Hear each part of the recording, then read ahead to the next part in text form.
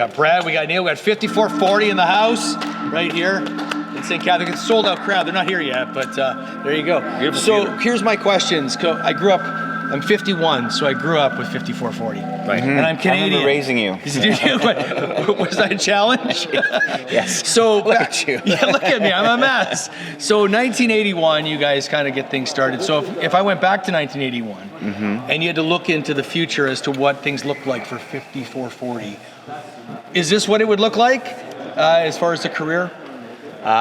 Sure. I mean, back then we did not think about, almost 40 Stardom years later. We're thinking about the next gig. Totally. Very much about the next gig. And maybe writing another song or something. Yeah, exactly. So yeah, that thought didn't even occur to us probably until the late 90s. Like, hey, maybe we have a career here. So when did you figure as a band that you made it? Like you're successful. There's that moment, right, as an artist where you say, you know what? I've made it as a musician. Yeah. When was that moment? Probably different for all of us. I like what Neil Young said. He's in Buffalo, Springfield, and he said, we felt we made it when we were staying at the Holiday Inn. So Yeah, no, it's been good. Yeah. I don't know about making it. We're still trying to make it. Yeah. Come on.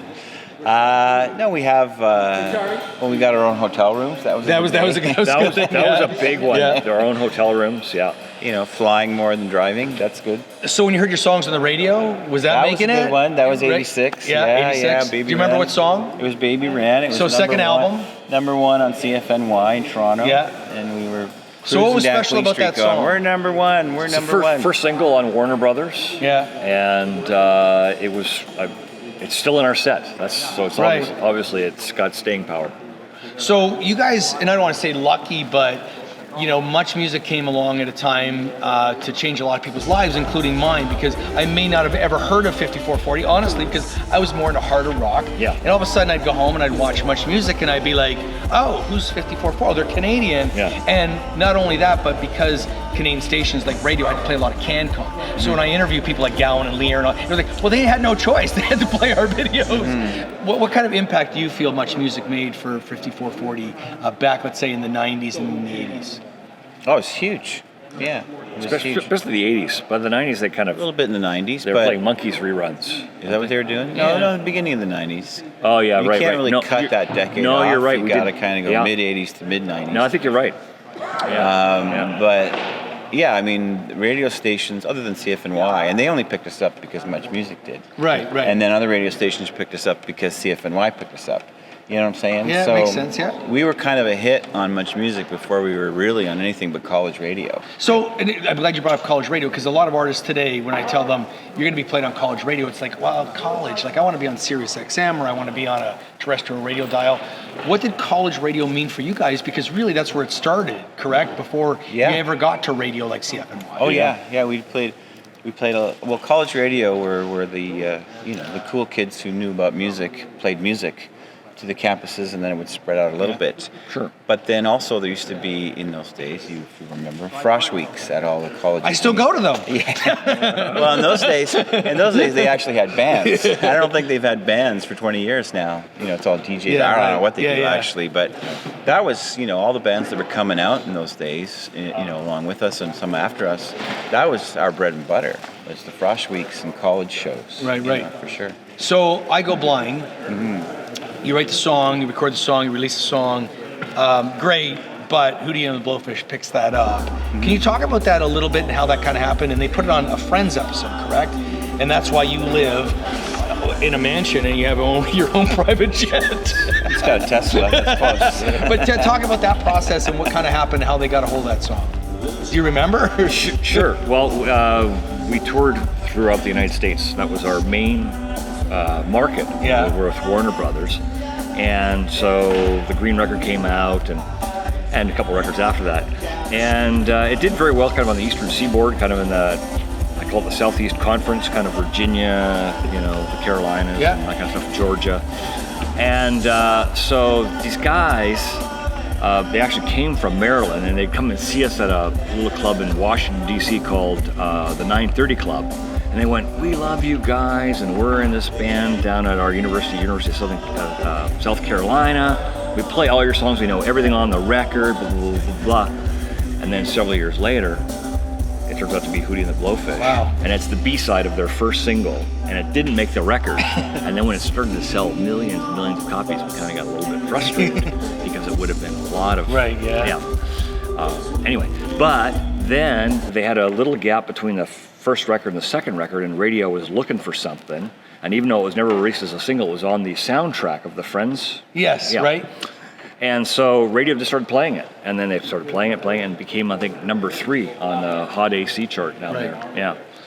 So yeah, it just So that would have been a big moment for you guys as far as we felt vindicated, right? Yeah, because we always thought it was a good song. Yeah.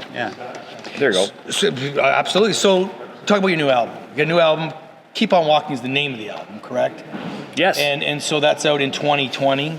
2019. 2019. Well, because it said you can still pre-order it, so I just assumed. Yeah. But so it's just come out. So talk about making that album and kind of where you guys are at with that. We worked with 4 different producers, which was fun, rather Because you didn't want one. Well, we sound kind of like the same. No, we don't sound the same, but it was nice to have 4 different people come in and go that way, do this, do it like this. Where did you record it?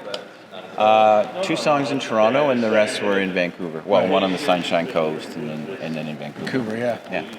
And you're satisfied with the album? Is it a good representation of where you're at today musically? So I was just thinking about it, and I think it's one of our best records of all time. He just came. It just happened right now. There he goes. He just said it. So there you go. Why It's though? certainly in the top 5. Can you tell me what the special is today? I do not know what the special is. Okay. It's great songs, and then I think also there's a spirit there from the band, and also having these 4 different perspectives. It actually the producers kind of gravitated towards the songs that they were best suited for. Mm-hmm. Yeah, they picked the songs they wanted to do. Yeah, so it's kind of everyone got the best out of each other, and then it hangs together as a nice little package, even though it has this kind of eclectic kind of feel as you. Yeah, because I was listening to it. Yeah. Sucker for Your Love. I'm disappointed. It's not on your set list. Mm-hmm. So it's been in the. So what's the I mean, I'm so disappointed. I got here today and I said I got to go home. Put it in. I think. But so talk about that song though. I really like that song. Yeah. Okay. So that was Garth Richardson on the Sunshine Coast, son of Jack Richardson. Yes, I know Jack and I know Garth too. Yeah. So he did Serena Prine and the Mandevilles, by the way, which are a local band around here. But, okay. So yeah, and we had this song. He did 2, but that song, and we were trying to get the feel. And then Matt was going through a big ELO phase on YouTube, and he had "Don't Bring Me Down." And we listened to that one. Yeah, that's kind of the feel. It's kind of got that punchy, kind of on the quarter note, pulsing kind of thing. And I think our tempo's a little faster than that, but. So that's kind of where we kind of went with it. Yeah. With Garth, that's what we wanted to do. So, and that was fun. Really kind of, digging in. I was looking for it on the set list, and I was like, I got to go home now. Yeah, you should. I'm kidding. We probably won't play it tonight, but we will come back here and play it for you. So what does the rest of 2020 look like? So you guys are kind of like on a little tour thing right now. You just played up in North Bay, and you're in St. Catharines. Yeah, this show we're doing is they're theaters like this, and it's just sold out tonight. By that's I nice. can't even get a seat. Yeah. I have to stand over there somewhere. One of those. You couldn't keep still anyway.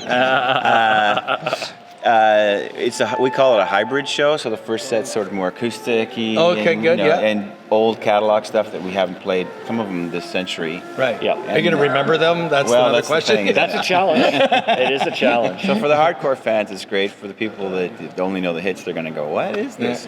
And then the second set's kind of, rocking. Rocking, yeah.